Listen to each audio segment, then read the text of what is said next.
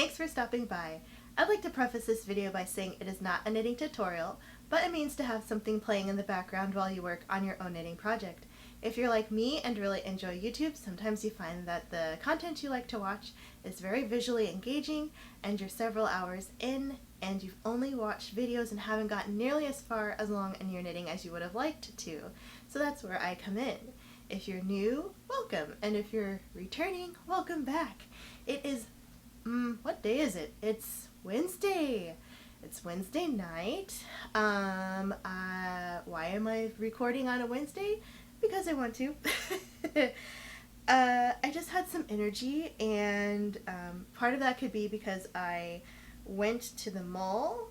Well, first I went to get ramen for dinner because that was my my bargaining chip that I had for my partner to convince them to take me to the mall, since, you know, I don't have a vehicle of my own and didn't really feel like driving myself to the mall because I'd have to come all the way home, borrow the car, go out to the mall, come back home, and once I'm home I'm kind of like stuck. Like, it's not technically stuck, but it takes a lot for me to, you know, drop my things off and then get ready to head back out. So my bargaining chip was to have ramen at a restaurant that we really enjoy and then go to the mall, which was very close by, and I wanted to buy a foundation, a new one, a stick one at Sephora because I got a coupon, and 20% off is not bad for me anyway, considering how expensive a lot of the products are there. So we went to the mall after dinner, and we also went to the Cinnabon in the mall, because what mall doesn't have a Cinnabon really these days, and got dessert for our dinner. So got home, did some dishes, did some chore, well, basically just like took the trash out, and then I had my dessert, and I thought, you know what, instead of like having a sugar coma and just going to sleep, because that's usually what I would do, I thought it'd be worthwhile trying to film again. Some interesting things happened at work today, and by the way, I'm still working on the Jolie Mimi Cardigan. So we'll try to stick this one out here. And yeah, so with the whole coronavirus, I'm sure you all have heard about it, and you might even be in an area that is under quarantine right now. I'm hoping you aren't one of those people. My area is not at the moment, but my place of work is taking precautions. So the following few days, we're limiting our business hours, continuing with that slower process, just so that we're not in any risk of exposure to people who would be around that might have it. So that's okay. I mean, it was pretty much a ghost town, and the place we go to for dinner, like this ramen place, is usually like, if you're not there right at 5 when they open, you usually have to wait a good while before you get a table. But we were like maybe 10 minutes into when they open, and we were seated right away. There were maybe like 3 other people there, or 3 other tables that were placed or seated, I guess, and the mall was a ghost town. And usually the mall on the weekdays pretty dead anyway, but like, it was really sad. I mean, even Sephora was dead, so you know if Sephora's dead, something's up. What the heck is going on with this? I swear, I think all my yarn is out to get me. I've had to rewind balls of yarn that were already wound. You know, like I bought them wound up. I've had to rewind balls that I've already wound myself. And then this one was just hanging out on a shelf, and I literally haven't touched it don't know what's going on. Okay. Making a little more sense here, but golly. I would say I should have a yarn bowl, but since I'm on a couch, I don't have a table nearby. I don't know how practical that would be, but let me know if you're watching this and you have a not yarn ball. What do you use to keep your yarn from turning into a disaster zone when you're using it? If you're like knitting in a place where you don't have a stable flat surface to keep it on. I need some inspiration because this is getting out of hand.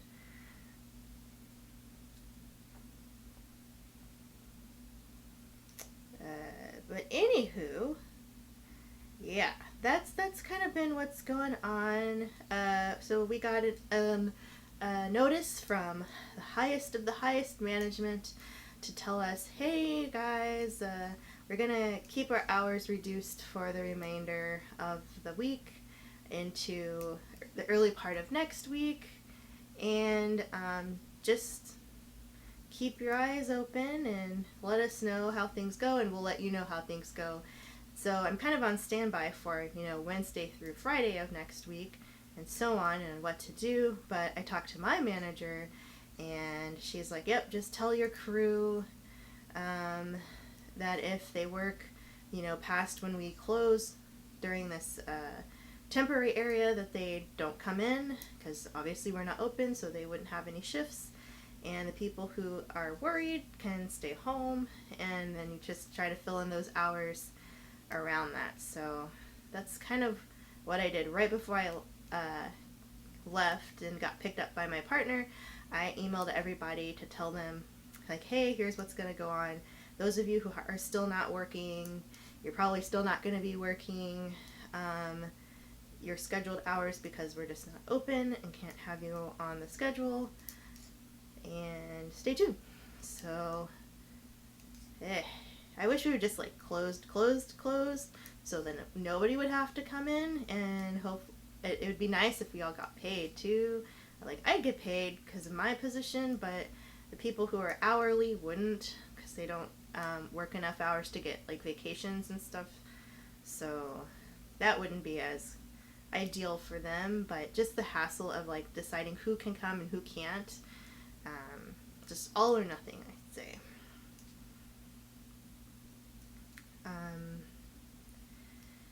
So yeah, that's been on my mind a little bit. I'm not terribly worried. I don't live in like a super populated area where it could be a problem per se, but a lot of similar places of business are following the same protocols, and so we decided to just align with a lot of our counterparts and follow suit, do the same, or at least a version of it, so that we're in alignment with them. I was like, okay, that's fine. Meanwhile, I'm still out and about, risking my life, going to the mall, going out to eat several times now, which probably is more than anyone would like to admit. Even, I'm trying to think, like, even when I went to book club, there were people out. A lot, actually. It was also a nice day, so that's probably why. Sunday was really nice. And, yeah, that's pretty much it. So how has your week been so far? Here it is, Wednesday. By the time you see this, it's probably going to be Thursday? Maybe? I don't know. I'm thinking I'm just going to go and upload this tonight, but I'm still not too sure about that. And meanwhile, still trying to figure out what happened to my yarn. What else is new? Oh, I might be able to get loan forgiveness on some of my student loans, because I'm on income-based repayment plan for those, and since I did my taxes, I have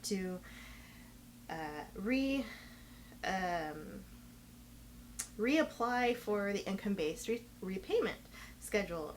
And this is for like United States federal loans for your college education, and that is if you did get loans.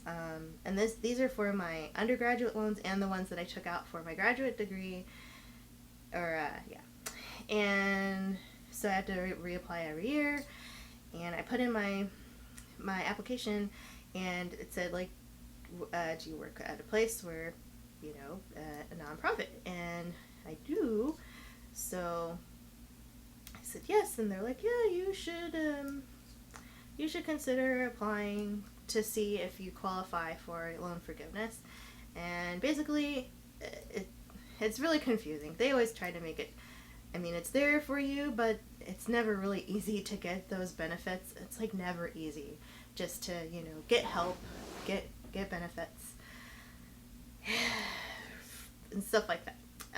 So I started applying before I left work, because I thought I had to send something right away to the HR department, and it looks like that's not the case, but they needed some other stuff I didn't have with me. I thought I could pull it up from my tax documents, and I could not. So I have my forms that I needed to file my taxes, so I figure I'll do that tonight, and just do it for all the places I worked that were non-for-profit, which is pretty much all the places I work full-time, since I have been a college degree receiving person, or a college degree recipient. You wouldn't know, I guess, by some of the words I say, but I do have an education. And I have been out of school since 2010. Yeah, August 2010 I've been out of school and working full-time and paying my loans since I was 6 months out of college, which is the standard here. And with that, the only time I wasn't paying directly on my loans was when I was in graduate school, which was 3 years. So I probably have about 7 years worth of paying on my loans straight. However, when I first started out, I don't think I was on income-based repayment, and I did consolidate after schooling, so it's probably whatever ones are consolidated that are fine. And even that's a lot of money that I wouldn't have to pay anymore on, so I'm gonna give it a shot, because I have some things I'd like to do, and if I have a lower debt to income ratio, I can afford to take out a loan for a home, because right now my debt to income ratio is astronomical, or astronomically disproportionate. Like, what I earn versus what I owe is not conducive to, being in the clear with that aspect of home ownership. And even though I would move at some point, it would be nice to have a condo. I always thought about, having a condo when I was clear and comfortable, and, maybe even one day, if my partner, decides that they want to make it legally viable relationship. I really don't want to get married unless I have cleared debt. I cleared my debt, and my student loans are really the biggest thing I owe.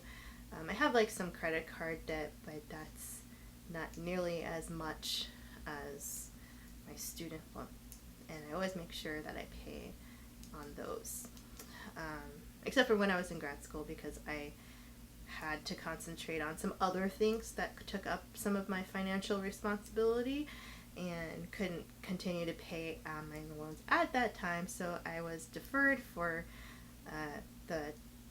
I think I only deferred for a year and a half. Yeah, because the first part was okay, and then some stuff came up, so I had to reallocate those funds. So yes, but I'm excited. Even if it doesn't work out, at least I know that I have been paying at least 3 years worth of loans while I've been at my current job. And depending on where I work after, like I mentioned, the jobs that I had interviewed for, they are also qualifying. So if worst comes to worst, I can still continue to benefit from making my 10 years of payments, or 120 payments, I believe, consecutive payments, whichever comes first, I want to say, something like that. But whew, lordy, that's a lot of money to think about. So if you're debt free, I applaud you for having opportunities to either be financially literate or have opportunities to pay your loans quickly, or scholarships to go to school, or some really nice Grammy and grandpas that helped along, or whatever. However you got to where you are, and if you don't owe the government $1,000,001, you're doing something really good, I am sure. So that's why I'm just excited that I can kind of get my wheels going with that. So, oh, but man, I'm just thinking, if I had a craft room, if I could get, so like my ideal, and I would say currently, my ideal home, it's changed a lot over the years. When I was younger, because of my art background, I used to love drawing like my dream home, and I would go on like floor plan building apps and just kind of design different spaces that I would thought were cool. I loved looking at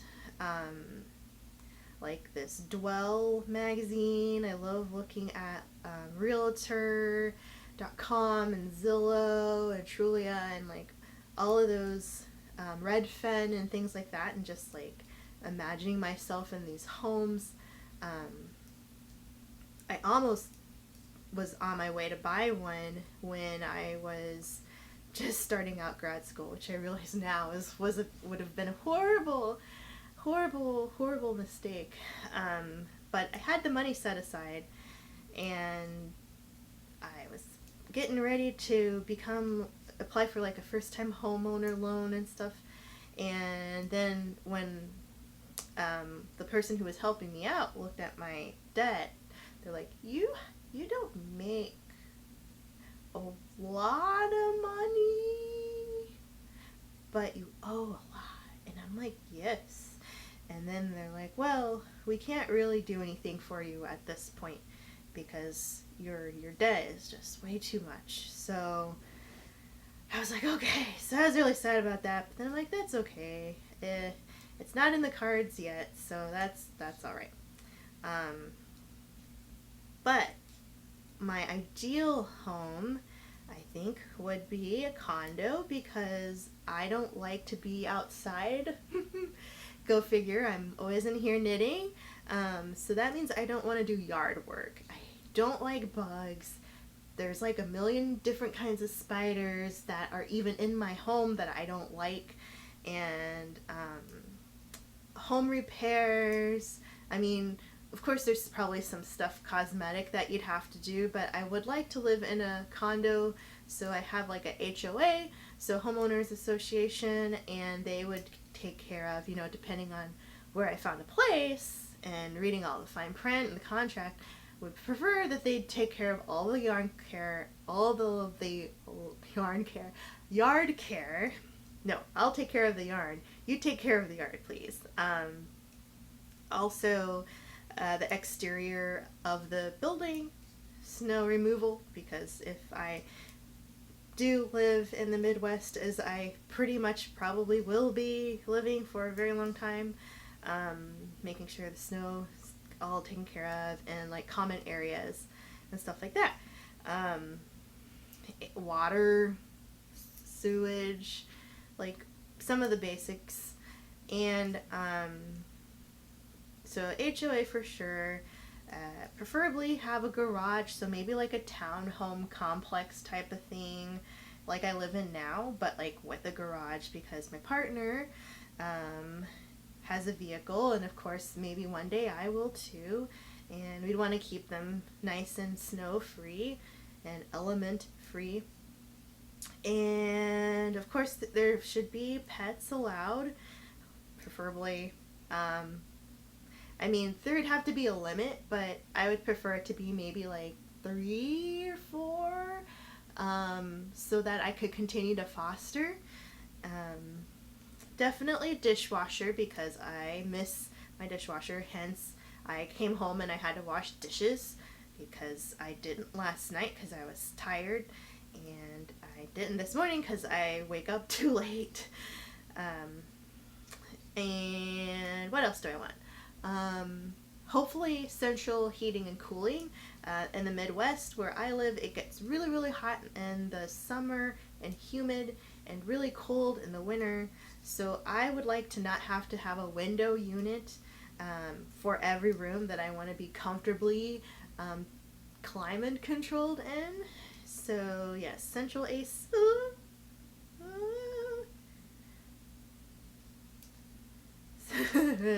Central AC.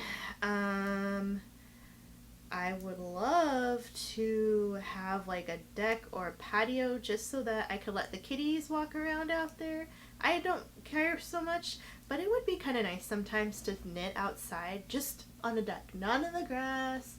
I don't want to deal with cutting lawns, pruning bushes, planting shrubbery, and dealing with spiders crawling up my windows. Well, that's gonna happen anyway, but I don't want to have to deal with like cutting those down. Like, I had to do so much yard work growing up because my parents are gardeners and landscape lovers, and they just love doing like home improvement stuff. So a lot of my free time when I was younger was spent helping them like weed and mulch and prune and like repaint the deck and all this stuff that I'm just like, I don't want to do that. I would like somebody else to do that, or not have anything out and around at all that I'd have to worry about that for. So that's like the biggest thing. And a dishwasher, because I miss having a dishwasher. I've only lived in 2 places that didn't have a dishwasher, and this being one of them. What else? Of course, it has to have in-unit washer and dryer. If I'm paying HOA fees, if I'm paying to live here, I don't want to live like a renter. I better have an in-unit washer dryer. But there are lots of condos where I live that don't have one, and it's coin laundry, and it's, you know, in the basement somewhere, and I'm like, not for me. What else? I guess it'd be nice if it had a gym. I'm not really athletic. I'm not really a fit, savvy person. Every now and then I'll have like a stint where I'll do a little bit of cardio, like some Pilates or light yoga or something like that. But I like treadmills. I like walking on treadmills. That's fun. What else? Probably 3 bedrooms, like preferably 1 for guests, 1 for crafts / kitchens / partner working out / me and filming, and then of course the one that I actually sleep in. Lots of closet space would be nice too. And a really nice kitchen with tons of storage. I need cabinets. I would really, really like counter space because I love to cook and bake, and a lot of the baking that I would really like to do requires me to like roll out dough, and I don't even have like a nice big clean surface to roll out dough and get floury and gross, and then still have room to do like other stuff while I'm in the middle of cooking. Or prep work or anything like that. So that would be nice. Lots of counter space cabinets and dishwasher, washer dryer, central air, yarn service, yard service, HOA, a very stable HOA. Of course, low taxes, because who wants to pay taxes on the property? The list goes on. And I have been lucky, and I have found some places like that in my, like, fantasy real estate crawls. But, of course, they're always, like, super expensive and have really high HOA fees. So those aren't always the best. Well, there we go. I think I only got another two rows in or something like that. But it is better than nothing. So I think we'll call it a night with that, and I'll catch you on the next one. Bye.